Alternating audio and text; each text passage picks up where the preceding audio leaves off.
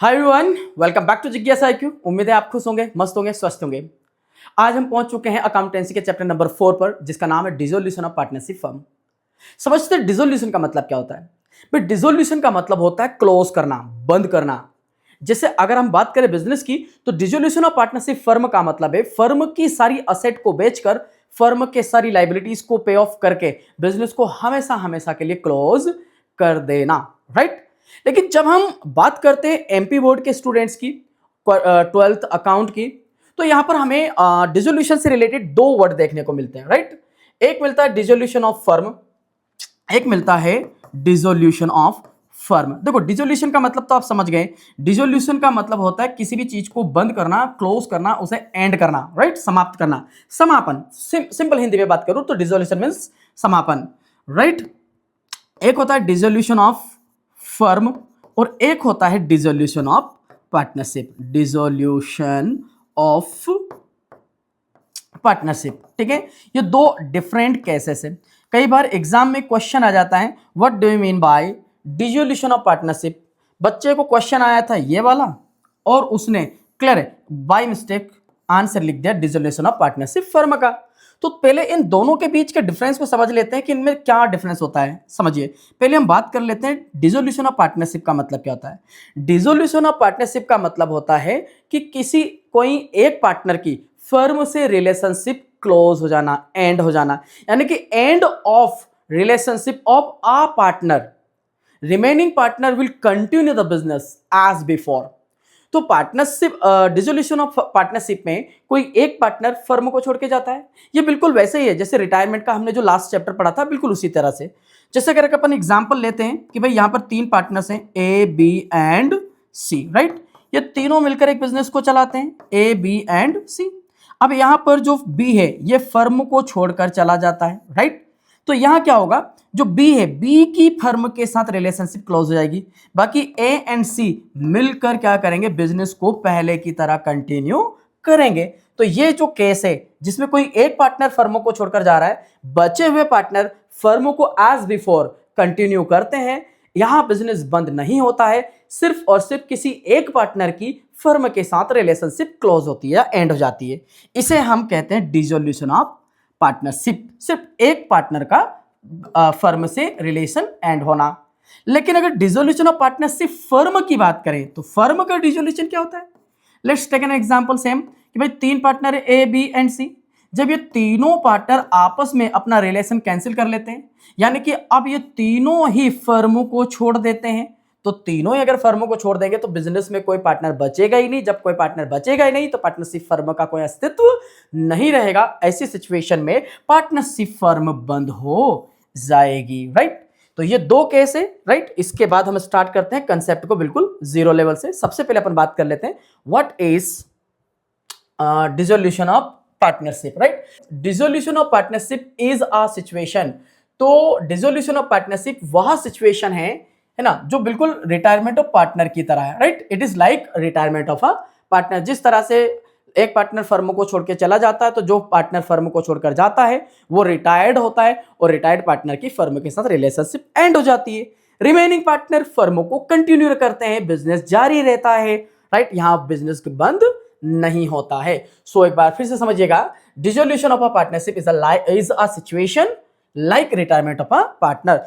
In dissolution of partnership, a partner's relationship with the firm comes to an end। तो जब हम बात करते हैं डिसोल्यूशन ऑफ पार्टनरशिप की, तो डिसोल्यूशन ऑफ पार्टनरशिप के केस में किसी एक पार्टनर की फर्म के साथ रिलेशनशिप समाप्त होती है, रिमेनिंग पार्टनर फर्म को जारी रखते हैं। In this situation the remaining partner continue the business. इस सिचुएशन में बचे हुए पार्टनर बिजनेस को कंटिन्यू करेंगे as before. As we know the partnership is formed by agreement. हम जानते हैं कि पार्टनरशिप एग्रीमेंट से बनती है। Partnership is born out of agreement. और हम ऑलरेडी ये पढ़ भी चुके हैं कि ये एग्रीमेंट दो तरह का होता है, रिटन एंड ओरल, राइट। तो this agreement is change due to admission, retirement और डेथ ऑफ अ पार्टनर। और ये जो एग्रीमेंट होता है जिसके बेस पर पार्टनरशिप बनती है, ये एग्रीमेंट पार्टनर के एडमिशन, पार्टनर के रिटायरमेंट या किसी पार्टनर के डेथ के कारण टाइम टू टाइम चेंज होता रहता है, right. And this is also known as dissolution of partnership. इसे डिसोल्यूशन ऑफ पार्टनरशिप के नाम से जाना जाता है। तो dissolution of partnership means it is a kind of reconstitution of the firm, right. तो डिसोल्यूशन ऑफ पार्टनरशिप के केस में फर्म रिकॉन्स्टिट्यूट होगी। जैसे कि पहले 3 पार्टनर थे A, B and C. Clear? Firm को छोड़कर कौन चला गया? बी चला गया। तो पहले एग्रीमेंट था, एग्रीमेंट किन के बीच था? ए, बी, सी के बीच में था। अब बी अगर फर्म को छोड़कर चले जाएगा तो कितने पार्टनर बचेंगे? 2, सॉरी, है ना, 2 पार्टनर बचेंगे, ए और सी। अब नया एग्रीमेंट बनेगा और ये नया एग्रीमेंट होगा ए एंड सी के बीच में। तो हम ऑलरेडी चैप्टर रिकॉन्स्टिट्यूशन का भी पढ़ चुके हैं। रिकॉन्स्टिट्यूशन का मतलब क्या होता है कि भाई पुरानी पार्टनरशिप को कैंसिल करके न्यू पार्टनरशिप एग्रीमेंट रेडी करना ही रिकॉन्स्टिट्यूशन कहलाता है। नाउ नेक्स्ट केस जो आता है वो आता है डिसोल्यूशन ऑफ पार्टनरशिप फर्म का, राइट। यहां जितने भी पार्टनर होते हैं वे सारे पार्टनर्स फर्म को छोड़ जाते हैं। So when all the partners cease to be the partners, जब सारे पार्टनर फर्म को छोड़ देते हैं, अगर फर्म में 10 पार्टनर है, 10 के 10 पार्टनर फ्यूचर में पार्टनर रहना नहीं चाहते, सभी बिजनेस को छोड़कर जाना चाहते हैं, तो this is known as dissolution of partnership firm. तो it refers to the end of the relationship among all the partners of a firm. Dissolution of partnership firm से मतलब है फर्म के सभी पार्टनर्स के बीच की रिलेशनशिप का एंड हो जाना, राइट। तो the business is closed. Dissolution of partnership के केस में, sorry, dissolution of partnership firm के केस में बिजनेस क्लोज हो जाएगा, फर्म की सारी असेट्स को बेच दिया जाएगा और जितनी भी लायबिलिटीज थी उनको पे कर दिया जाएगा। और असेट को बेचकर लायबिलिटी का पेमेंट करके ने के बाद अगर कोई पेमेंट बचता है तो वह पेमेंट पार्टनर्स को बांट दिया जाएगा, right. So this is called dissolution of partnership firm, ठीक है। तो यहां समझिएगा, according to section 39 of Indian partnership act 1932, भारतीय साझेदारी अधिनियम 1932 की धारा 39 के अनुसार the dissolution of a partnership between all the partners of a firm is called the dissolution of firm. यानी कि इंडियन पार्टनरशिप एक्ट के सेक्शन नंबर 39 में यह बात लिखी हुई है कि डिसोल्यूशन किसे कहा जाता है। तो डिसोल्यूशन की बात करें according to Indian partnership act कि सभी पार्टनर्स के बीच पार्टनरशिप का एंड होना ही फर्म का डिसोल्यूशन कहलाता है, राइट। चलिए बढ़ते हैं क्वेश्चन नंबर 3 की तरफ। मैं आपको क्वेश्चन और आंसर्स की तरह ही समझा रहा हूं, आप समझ लेते हैं, है ना। हमने 2 कंसेप्ट डिटेल में पढ़े, एक पढ़ा what is dissolution of partnership और एक हमने पढ़ा डिसोल्यूशन ऑफ पार्टनरशिप फर्म। यहां पर ये जो फर्म है मतलब ये पार्टनरशिप फर्म है, ठीक। तो दोनों के बीच का डिफरेंस समझते हैं, क्या डिफरेंस है। सबसे पहले मीनिंग हम ऑलरेडी पढ़ चुके हैं। डिसोल्यूशन ऑफ पार्टनरशिप, इसमें किसी एक पार्टनर की फर्म से रिलेशनशिप एंड होती है, बाकी के 5 पार्टनर्स जो होते हैं वह बिजनेस को कंटिन्यू रखते हैं, राइट। अब डिसोल्यूशन ऑफ फर्म में all partners cease to be partners और फर्म को परमानेंटली बंद कर दिया जाता है। तो a partner cease to be a partner. Dissolution of partnership के केस में कोई एक पार्टनर फर्म का पार्टनर नहीं रहता है, remaining partner still continue the business, बचे हुए पार्टनर बिजनेस को जारी रखते हैं। बट डिसोल्यूशन ऑफ फर्म के केस में जितने भी पार्टनर है वो सब फर्म को छोड़कर चले जाते हैं और बिजनेस परमानेंटली बंद हो जाता है। दूसरी बात करते हैं कंटिन्यूटी ऑफ बिजनेस।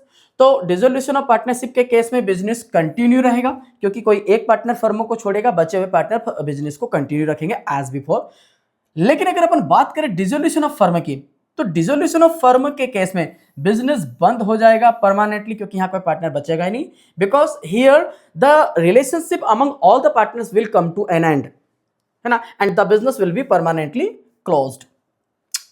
यहां पर पार्टनर्स की बात करें तो यहां पर या तो एक या एक से अधिक पार्टनर फर्म को छोड़कर जाते हैं, कुछ ना कुछ पार्टनर मतलब 2 या 2 से थोड़े बहुत ज्यादा पार्टनर्स बचते हैं। लेकिन डिसोल्यूशन में तो सारे पार्टनर फर्मों को छोड़कर चले जाते हैं। वहीं अगर बात करें अग्रीमेंट की, तो जब डिसोल्यूशन ऑफ पार्टनरशिप का केस आता है तो यहां पर मान लीजिएगा 3 पार्टनर थे ABC, सी फर्म को छोड़कर चला गया, पहले एग्रीमेंट ABC के बीच था, अब बचे पार्टनर है AB, तो AB के बीच में एग्रीमेंट होगा। तो डिसोल्यूशन ऑफ पार्टनरशिप के केस में एग्रीमेंट जो होता है रिकॉन्स्टिट्यूट होता है, यानी कि दोबारा बनाया जाता है। लेकिन डिसोल्यूशन ऑफ फर्म के केस में सारे पार्टनर फर्म से रिलेशनशिप ब्रेक कर लेते हैं, यानी कि यहां पर और न्यू एग्रीमेंट बनाने की आवश्यकता नहीं पड़ती है। आखिरी बात करें असेट्स एंड लाइबिलिटीज पर क्या असर पड़ता है, तो डिसोल्यूशन ऑफ पार्टनरशिप के केस में जो रिटायरिंग पार्टनर है उसकी कैपिटल को पे करने के लिए जरूरी नहीं कि असेट्स को बेचा जाए, राइट। यहां पर फर्म की असेट नहीं बिकती है, क्लियर है। हाँ, कभी कुछ केस में कुछ असेट्स बेची जा सकती है, बट बिजनेस जारी रखने के लिए कुछ असेट्स रहेगी। लेकिन डिसोल्यूशन ऑफ फर्म के केस में तो जितनी भी असेट्स है सारी बेच दी जाएगी और सारी लाइबिलिटी पे कर दी जाएगी, राइट। सो ये था difference between dissolution of partnership and dissolution of partnership firm. बढ़ते हैं तीसरे क्वेश्चन की तरफ। थर्ड क्वेश्चन है what is dissolution by agreement. अच्छा समझना, देखो जब भी आप किसी पार्टनरशिप फर्म को डिसॉल्व करते हो तो पार्टनरशिप फर्म को डिसॉल्व करने के कई सारी मेथड्स हैं, राइट। फर्म को डिसॉल्व करने के कई सारे तरीके होते हैं, उन तरीकों को हम स्टेप बाय स्टेप पढ़ेंगे। सबसे पहला तरीका है और सबसे प्यारा और आसान है, ठीक है, वह डिसोल्यूशन बाय एग्रीमेंट। तो क्वेश्चन आपका ये बनता है what is dissolution by agreement. देखो पार्टनरशिप का जन्म एग्रीमेंट से हुआ है।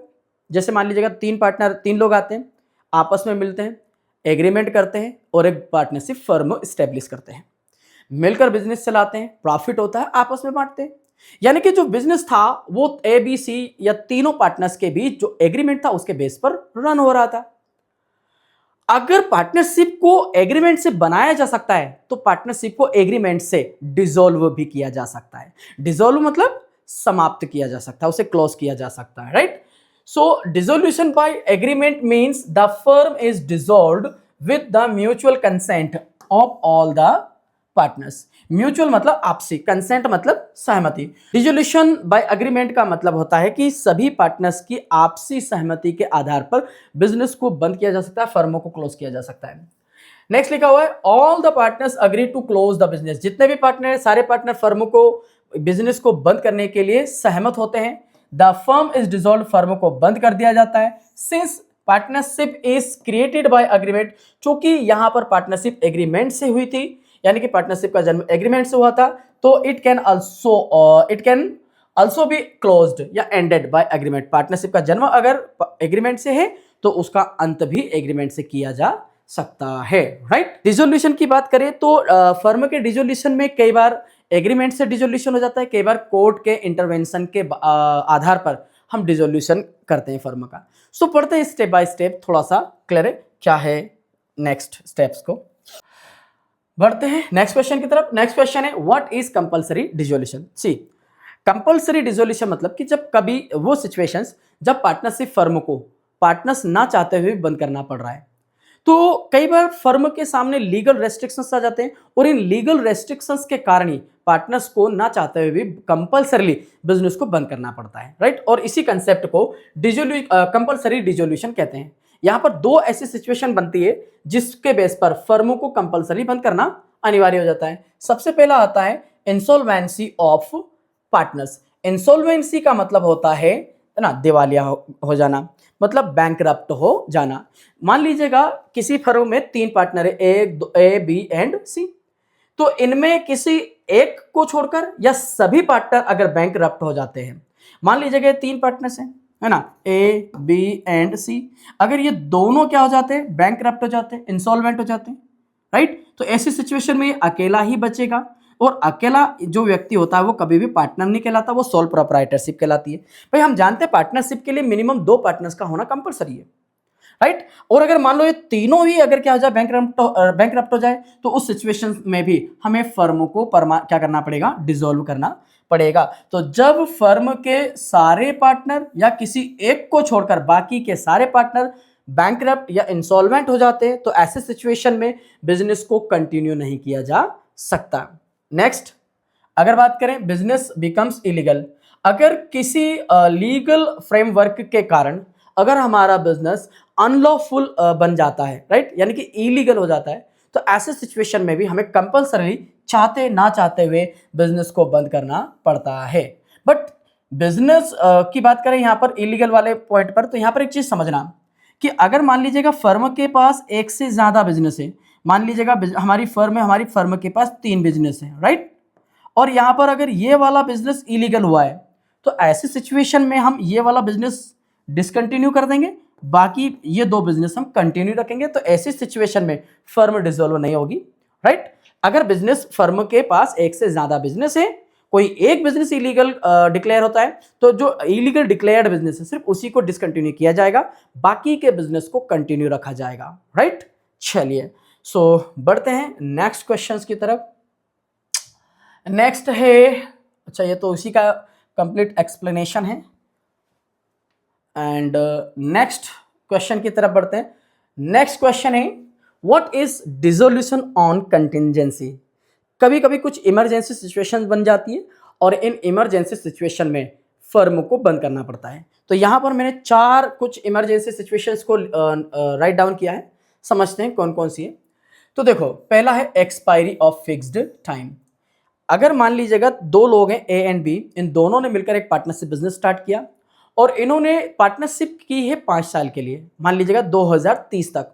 तो जैसे ही 2030 आता है, 2030 के बाद इनकी फर्म ऑटोमेटिकली क्या हो जाएगी, डिसॉल्व हो जाएगी। अगर आपका पार्टनरशिप एग्रीमेंट 5 साल का है, एग्रीमेंट का टाइम पूरा हुआ, फर्म बंद हो जाएगी, फर्म डिसॉल्व हो जाएगी। तो if the partnership was formed for a fixed period, अगर पार्टनरशिप को एक निश्चित समय के लिए बनाया गया था, तो it will be dissolve after the completion of that period. तो उस टाइम के कंप्लीशन होने के बाद फर्म को परमानेंटली बंद कर दिया जाएगा।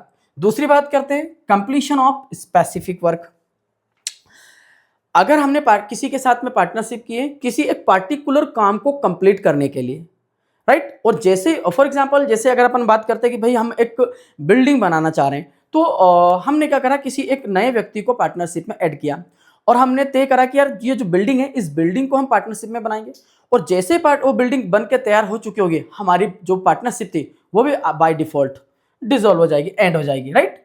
तो अगर if the firm was formed to complete a particular project और टास्क, अगर पार्टनरशिप फर्म का निर्माण किसी एक स्पेसिफिक काम को पूरा करने के लिए किया गया था, तो it will be dissolved when that work is finished. तो जैसे ही वो काम पूरा होता है, पार्टनरशिप फर्म भी बंद हो जाएगी।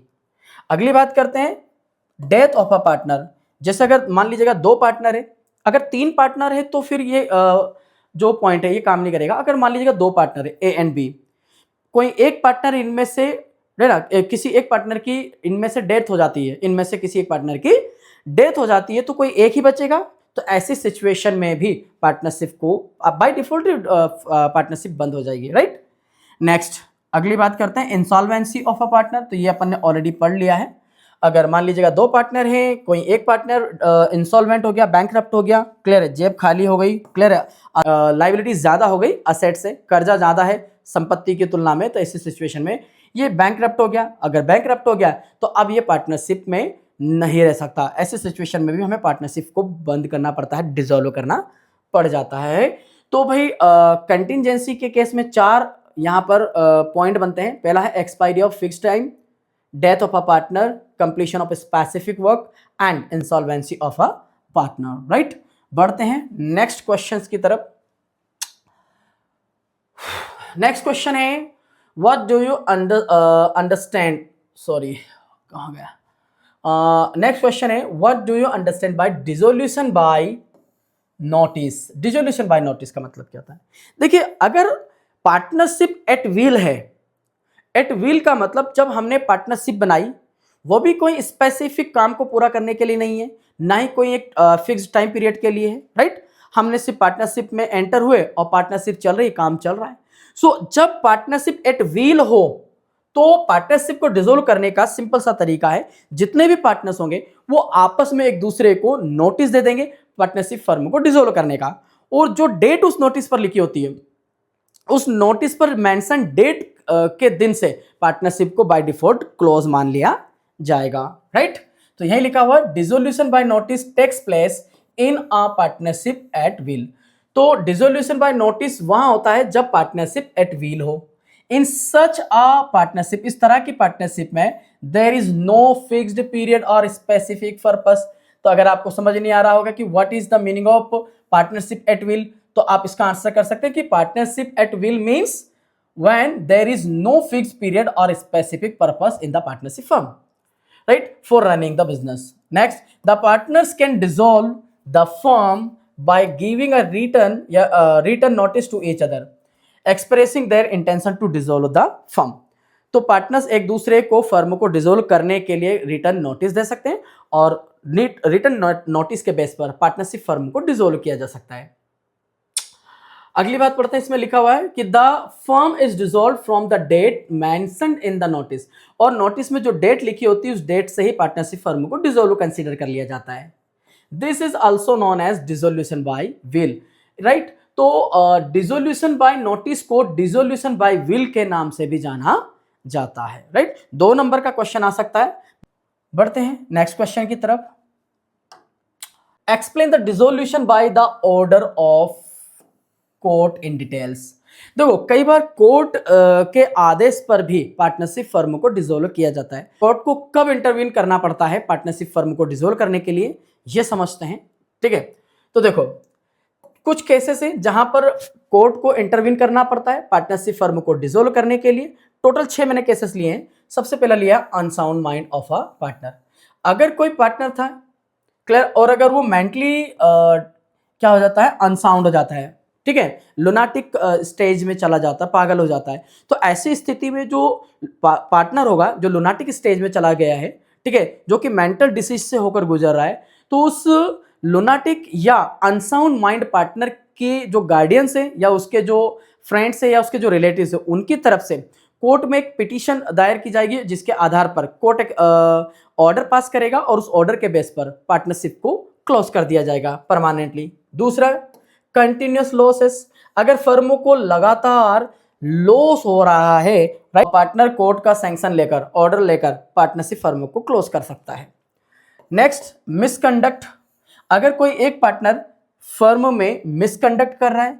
अब ना मिसकंडक्ट का मतलब क्या होता है, मिसकंडक्ट का मतलब वो या तो नेग्लिजेंस दिखा रहा हो, मतलब काम में लापरवाही दिखा रहा हो, या किसी प्रकार का दुर्व्यवहार कर रहा हो, या जैसे बेईमानी वगैरह, या कुछ ऐसे एक्शंस ले रहा हो जो कि पार्टनरशिप एग्रीमेंट के खिलाफ हो, पार्टनरशिप के इंटरेस्ट के अगेंस्ट हो। तो ऐसे सिचुएशन में पार्टनर्स फर्मों कोर्ट क्या करेंगे, परमानेंटली डिसॉल्व करने के लिए कोर्ट का आदेश ले सकते हैं, राइट। चलिए अगला आता है परमानेंट इनकैपेबिलिटी। अगर कोई एक पार्टनर किसी बीमारी के कारण, किसी दुर्घटना के कारण अगर परमानेंटली इनकेपेबल यानी कि डिसेबल हो जाता है, यानी कि वह पार्टनरशिप फर्मों में जाकर बिजनेस को कंटिन्यू नहीं कर सकता, वह मैनेजमेंट में पार्टिसिपेट नहीं कर सकता, ऐसी सिचुएशन में वो कोर्ट जाकर पार्टनरशिप फर्म को क्लोज कराने के लिए ऑर्डर पास करा सकता है और इस तरह से पार्टनरशिप फर्म परमानेंटली बंद हो जाएगी। नेक्स्ट की बात करें, ट्रांसफर ऑफ शेयर। तो जैसे कि अगर मान लीजिएगा 3 से पार्टनर्स थे, ए बी सी। सी क्या करता है, अपना जो शेयर था वो ए और बी को बताए बिना किसी अन्य व्यक्ति को ट्रांसफर कर देता है, यानी कि अपना शेयर किसी और को बेच देता है। तो ऐसे सिचुएशन में भी पार्टनरशिप को क्लोज करने के लिए, ठीक है, कोर्ट इंटरवीन कर सकता है। Next and the last, continuous breach of agreement. Breach का मतलब होता है उल्लंघन करना। अगर कोई पार्टनर लगातार बेसिस पर पार्टनरशिप एग्रीमेंट को ब्रीच कर रहा है, उसे वायलेट कर रहा है ना, उसके अगेंस्ट जा रहा है, ऐसे एक्शंस ले रहा है, ऐसे डिसीजंस ले रहा है जो कि पार्टनरशिप एग्रीमेंट के अगेंस्ट है, तो ऐसे सिचुएशन में भी रिमेनिंग पार्टनर कोर्ट जाकर पार्टनरशिप फर्म को कोर्ट का ऑर्डर लेकर डिसॉल्व कर सकते हैं, राइट। सो टोटल 6 हमने यहाँ केस देखे जहां पर कोर्ट क्या कर सकता है, पार्टनरशिप को डिसॉल्व करने के लिए इंटरवीन कर सकता है, राइट। अगले क्वेश्चन की तरफ बढ़ते हैं और अगला क्वेश्चन है, explain the effect of dissolution on the business firm. अगर पार्टनरशिप फर्म को डिसोल्व किया जाएगा तो पार्टनरशिप फर्म के डिसोल्यूशन पर, बिजनेस डिसोल्यूशन के बाद फर्म पर क्या असर पड़ेगा। तो डिसोल्यूशन का मतलब है पार्टनरशिप फर्म को कंप्लीटली बंद कर देना। तो इसमें क्या होगा कि जो फर्म है, फर्म की सारी असेट बेच दी जाएगी, सारी लाइबिलिटीज पे ऑफ कर दी जाएगी, बिजनेस परमानेंटली बंद हो जाएगा, फर्म के अकाउंट्स है ना परमानेंटली क्लोज कर दिए जाएंगे, बिजनेस दुकान का शटर लग जाएगा, बंद हो जाएगी दुकान, अब बिजनेस और आगे कंटिन्यू नहीं रहेगा, राइट। सो पढ़ते हैं एक एक करके। Number 1, closure of business. सबसे पहले डिसोल्यूशन पर क्या होता है भाई, डिसोल्यूशन का मतलब क्या होता है, डिसोल्यूशन ऑफ पार्टनरशिप का मतलब है क्लोजर ऑफ बिजनेस।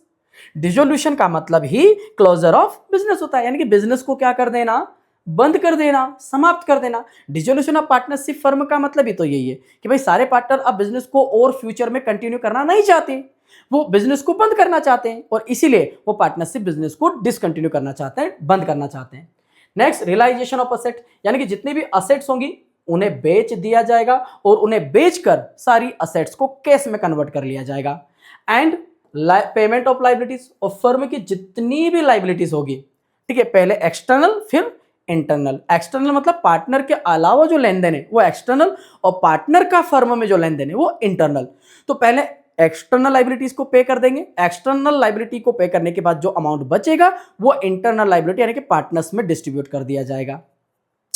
और क्या होगा, है ना, पेमेंट रियलाइजेशन एक्सपेंसेस, जब फर्मों को डिसॉल्व किया जाता है तो अकाउंटेंट की फीस, ऑक्शन फीस और ऐसे कई सारे चार्जेस होते हैं, राइट, और इन चार्जेस को पे किया जाता है। इसके अलावा settlement of partners account, partner के सारे अकाउंट को सेटल किया जाता है, यानी कि जितना भी लेन देन होता है वो सारे लेन देन का हिसाब किताब फाइनली कर लिया जाता है, राइट।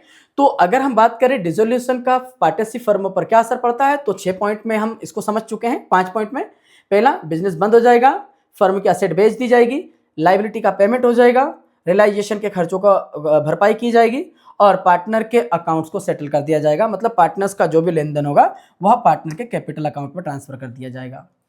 नाउ नेक्स्ट क्वेश्चन जो हमारा बनता है वो बनता है ना, एक्सप्लेन द रियलाइजेशन अकाउंट। समझना बहुत इंपॉर्टेंट है, हालांकि आज इसको मैं बिल्कुल सिंपल सा समझाऊंगा, बेसिक थ्योरीज, क्योंकि अगली जो मेरी क्लास आने वाली है, अगली क्लास में मैं आपको यही समझाने वाला हूं कि भाई रियलाइजेशन अकाउंट क्या होता है, कैसे बनाया जाता है, फॉर्मेट क्या होता है, क्या रूल्स होता है, क्या डेबिट होता है, क्या क्रेडिट होता है, सारी चीजें हम बिल्कुल प्रैक्टिकल में सीखेंगे। आज सिर्फ सिंपल सा इतना समझना कि रियलाइजेशन अकाउंट का मतलब क्या होता है। देखो, जब भी हम किसी फर्म को डिसॉल्व कर रहे हैं, यानी कि फर्म को हम बंद कर रहे हैं, तो फर्म को बंद करने के लिए फर्म की सारी असेट को बेचा जाएगा और सारे एक्सटर्नल लाइबिलिटीज का पेमेंट किया जाएगा। तो फर्म की असेट को बेचकर लाइबिलिटीज का पेमेंट करने के लिए हम एक अकाउंट प्रिपेयर करते हैं और ये जो अकाउंट हम बनाते हैं इसे हम कहते हैं realisation account. Realisation account, right. ये बिल्कुल फॉर्मेट इसका वैसे ही है जैसा अपन ने रिवैल्यूएशन अकाउंट पढ़ा था, सेम टू सेम वैसे ही है ना। पार्टिकुलर आ जाएगा, अमाउंट आ जाएगा, पार्टिकुलर एंड अमाउंट, पहली डेबिट साइड हो जाएगी, दूसरी क्रेडिट साइड हो जाएगी, ये इसका फॉर्मेट बन जाएगा। तो इसका फॉर्मेट और फॉर्मेट में कौन सी चीज डेबिट में आएगी, कौन सी क्रेडिट, ये तो हम अगली क्लास में सीखेंगे। आज सिर्फ इसके थ्योरीज पढ़ लेते हैं। हाँ, ये 2 नंबर में क्वेश्चन आ सकता है एग्जाम में। अगर 2 नंबर में क्वेश्चन आता है तो जितनी मैंने थ्योरी लिखी ये प्लस इसका फॉर्मेट जो मैं अगली क्लास में और बनवाने वाला हूँ, ठीक है, वो भी आप बना कर आए। फॉर्मेट जरूर बनाया करो, ठीक है। जहां जहां आपको लगता है डायग्राम बनाए जा सकते हैं, टेबल बनाई जा सकती है, फॉर्मेट बनाए जा सकते हैं, वहां पर फॉर्मेट डायग्राम जरूर बनाएं, राइट। ये एक एड ऑन काम करेगा आपके लिए। सो रियलाइजेशन की बात करें तो रियलाइजेशन अकाउंट एक वो अकाउंट होता है जो पार्टनरशिप फर्म के डिसोल्यूशन के टाइम पर बनाया जाता है, right. So realisation account is that account which is prepared at the dissolution of partnership firm. Partnership firm को बंद करने के लिए, पार्टनरशिप फर्म की असेट्स को बेचकर लाइबिलिटीज का पेमेंट करने के लिए रियलाइजेशन अकाउंट बनाया जाता है और हम इस अकाउंट में यही रिकॉर्ड करते हैं कि फर्मों को कि असेट कितनी है, लाइबिलिटीज कितनी है, असेट कितने की बिकी, कितने का लाइबिलिटी का पेमेंट किया गया और इन सारी चीजों पर फर्मों को प्रॉफिट हुआ या लॉस, राइट। ये एक नॉमिनल अकाउंट है, क्लियर है। जैसे कि रिवैल्यूएशन अकाउंट था, बिल्कुल वैसे ये भी एक नॉमिनल अकाउंट होता है और इसे कैश रियलाइजेशन अकाउंट के नाम से भी जानते हैं क्योंकि इसमें हम सारी असेट्स को कैश में कन्वर्ट करते हैं, राइट। और ये हमें मदद करता है फर्म के डिसोल्यूशन पर, ठीक है, फर्म को प्रॉफिट हुआ है या लॉस यह पता करने के लिए। और जो भी प्रॉफिट होगा या लॉस होगा वो पार्टनर के रेशियोज में पार्टनर के कैपिटल अकाउंट में ट्रांसफर कर दिया जाएगा, राइट। सो ये है रियलाइजेशन अकाउंट, इसको हम प्रैक्टिकली पढ़ेंगे कल, ठीक है। अब एक क्वेश्चन और बच गया हमारा, वो और हम खत्म कर लेते हैं, ठीक है। जैसे अपन ने 2 अकाउंट पढ़ा था, एक पढ़ा था रिवैल्यूएशन अकाउंट और एक पढ़ा अपन ने रियलाइजेशन अकाउंट। तो सब बहुत सिंपल सा है, 2 मिनट में कवर हो जाएगा। क्या है डिफरेंस, पढ़ते हैं कि भाई रिवैल्यूएशन अकाउंट और रियलाइजेशन अकाउंट में क्या डिफरेंस है। तो देखो, रिवैल्यूएशन अकाउंट हम कब बनाते हैं, रिवैल्यूएशन अकाउंट पार्टनरशिप में हम बनाते हैं पार्टनर के एडमिशन पर या पार्टनर के रिटायरमेंट के टाइम पर, यानी कि जब भी पार्टनरशिप फर्म का रिकॉन्स्टिट्यूशन किया जाएगा रिवैल्यूएशन अकाउंट बनेगा और रियलाइजेशन अकाउंट की बात करें तो रियलाइजेशन अकाउंट पार्टनरशिप फर्म के पूरे लाइफ टाइम में एक ही बार बनता है, जब पार्टनरशिप फर्मों को परमानेंटली क्लोज किया जाता है। राइट, समझना। तो मीनिंग तो हम समझ चुके हैं कि it is prepared to record changes in the value of assets and liability. Revaluation account partnership firm में असेट्स एंड लायबिलिटीज की करंट वैल्यूज को पता करने के लिए बनाया जाता है। तो वहीं पर रियलाइजेशन अकाउंट फर्म की असेट को बेचकर लायबिलिटीज का पेमेंट करने के लिए at the time of dissolution, यानी कि फर्म के समापन के टाइम पे बनाया जाता है। बात करें पर्पस की, रिवैल्यूएशन अकाउंट का मुख्य उद्देश्य होता है कि फर्म की असेट्स एंड लायबिलिटीज की वैल्यू में चेंज जो आया है उसे पता करना। तो वहीं पर रियलाइजेशन अकाउंट का मुख्य उद्देश्य होता है फर्म के बिजनेस को क्लोज करने के टाइम पर फर्म को प्रॉफिट हुआ है या लॉस। प्रिपरेशन की बात करें तो ये पार्टनर के एडमिशन के टाइम पर, रिटायरमेंट के टाइम पर, डेथ के टाइम पर प्रिपेयर किया जाता है। लेकिन वहीं पर रियलाइजेशन की बात करें तो रियलाइजेशन अकाउंट फर्म के डिसोल्यूशन के टाइम पर बनाया जाता है। राइट, यानी कि समापन पर तैयार किया जाता है। बिजनेस की बात करें तो रिवैल्यूएशन अकाउंट बनाने के बाद भी बिजनेस कंटिन्यू रहता है, लेकिन एक बार अगर आपने रियलाइजेशन अकाउंट बना दिया तो रियलाइजेशन अकाउंट का मतलब है कि टोटल असेट बेची जा चुकी है, लायबिलिटीज पे की जा चुकी है, बिजनेस क्लोज हो चुका है। तो रियलाइजेशन अकाउंट बनने के बाद बिजनेस परमानेंटली क्लोज हो जाता है। राइट, सो बहुत सिंपल सा डिफरेंस है। राइट, चलिए, सो ये थी आज की हमारी क्लास। आई होप आपको समझ में आई होगी। राइट, अगली जो हमारी क्लास है, अगली क्लास में हम इसके कंप्लीट न्यूमेरिकल्स करने वाले हैं। ठीक है, तो अगली क्लास के लिए बने रहें। Till that, thank you so much.